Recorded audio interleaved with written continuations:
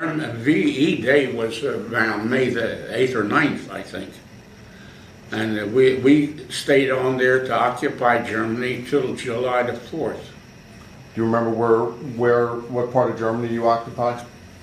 Yes, we were in a town called Halle, H-A-L-L-E. And this was the last town we had captured when the war ended. And we stayed there just a matter of maybe a week or two. And then we went back to Le Havre to get on the ship to take us back.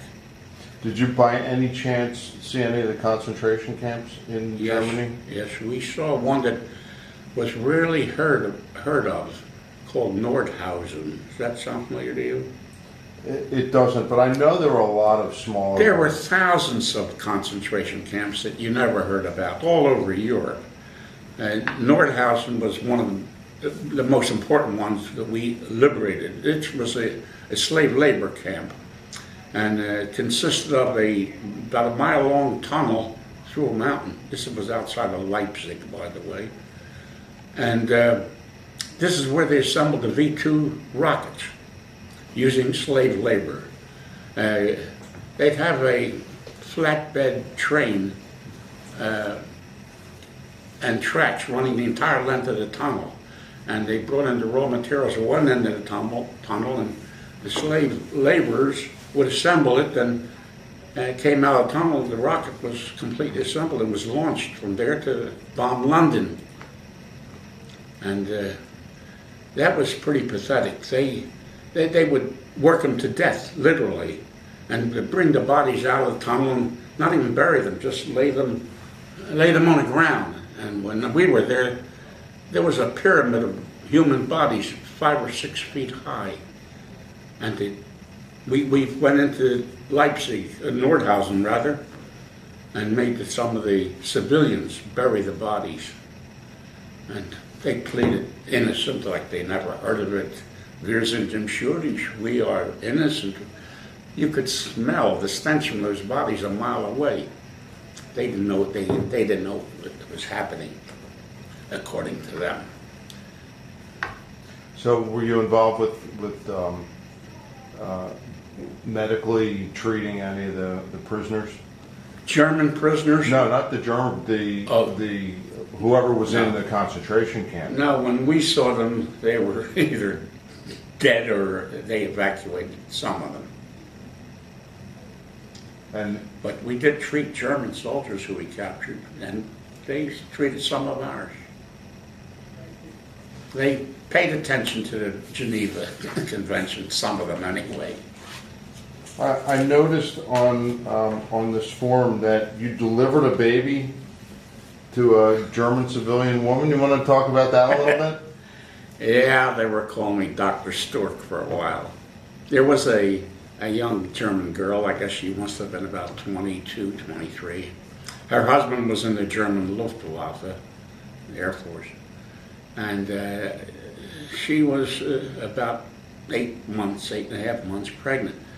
And we were in a town called Germscheid, which was under very heavy bombardment. And there were about 40 German civilians down in the basement of this old farmhouse. And this woman was among them, and she was in active labor. And they called me over, the civilians, and said, "Can you help deliver the baby?" I see what I can do. And sure enough, we delivered a baby boy. He was fine, and I was there for 2 or 3 days, so I was able to pack her and treat her for after the birth. In fact, she asked me for my name, and she gave the little boy his middle name. Hans Josef Wolfgang was his name. So that little boy should be close to 70 years old if he's still alive. Wow. But the funny thing about that was what do I know about, being an obstetrician?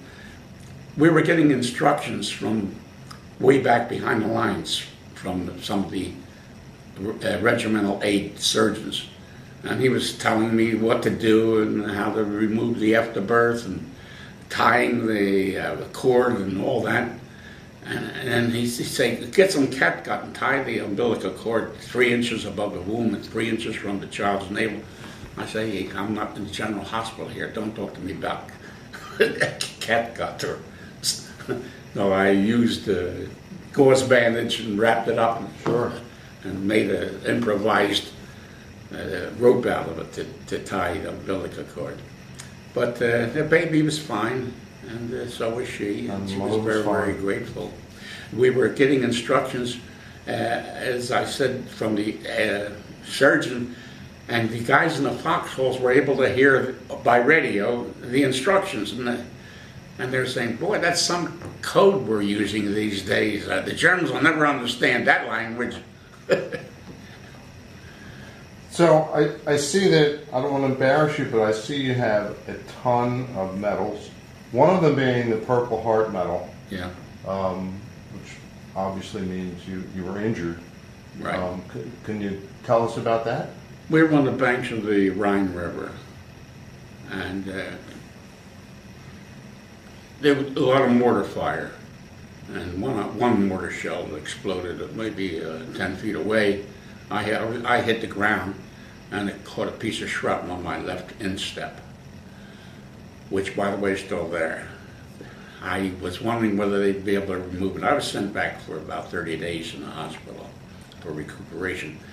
And I asked them if they're going to remove it. They said, well, that shrapnel is sterile when it goes in, so it's not going to cause any infection. But if we attempt to remove it, we could hit a tendon or something down there, and you might be crippled. I'd suggest you leave it alone. It may work its way out over the years, and may not. But as long as it doesn't bother you, just forget about it. He said, it'll act like a great barometer. You'll know when it's going to rain, which is true. But it's still there. But I haven't felt too much pain with it. I'm a walker. I walk a couple miles every day, even to this day. So there's no limp from No limp.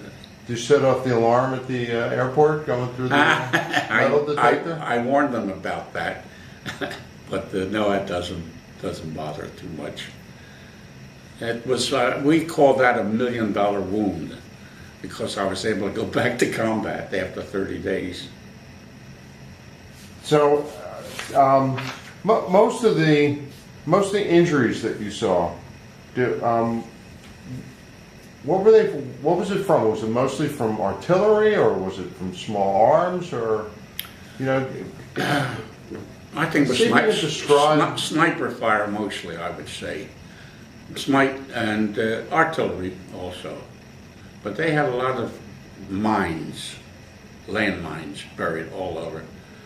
And some of them were designed not to kill, but to incapacitate you. They knew that if you had a wounded soldier, he'd be out of commission, and the 3 or 4 doctors maybe, and combat medics, they put a lot of guys out of commission, weaken the forces. So they called them shoe mines, and they had one particular mine that they buried. You step on it, would jump up about 4 feet or 3 feet, and then explode. So it would hit your lower extremities. Bouncing Betty, I think they called that. Bouncing Betty, yes, that's exactly right. Yeah. So you ran across a lot of those. We ran across those too. But sniper fire was pretty wicked too. Because we did a lot of forest fighting, and the Germans were pretty good with telescopic sight rifles, and they picked us off pretty well, especially in Nordhausen, going into that concentration camp. We had to clear out a wooded area first, and it was like shooting fish in a barrel. I mean, they picked us off left and right. When they should have had artillery fire clean out that forest before we went in. And it made life a lot easier for us, but they didn't. So is there anything else that you can tell us about your service years that you'd like to talk about for the record? Well, for 70 years I've been trying to forget those years, so I'm not too well prepared to just ad-lib my way through. I understand, and we appreciate that, your time in talking to us. So after the service, what did you do? Well, I went back into the business with my folks, and I only lasted about 3 or 4 years before I got fed up. And after I married, I went to the insurance business, and I became an insurance broker, and I spent 40 years in that before retiring. In Cherry Hill? Camden County, though actually I was licensed in the state of New Jersey and Pennsylvania, so I didn't have any territory. I just could go just about wherever I wanted to sell and have a conference with people, estate planning and that sort of thing. And so, do you have kids? Yes, I have a son living in Wilmington, Delaware. He's a restaurateur. And I have a daughter who is in the environmental protection business with the government, and she's in Harrisburg, PA. And grandkids? Pardon me? Grandkids? 2 granddaughters, yes. Great. Yes. My son has 2 daughters. My daughter never had any children. I guess I don't have many other questions to ask.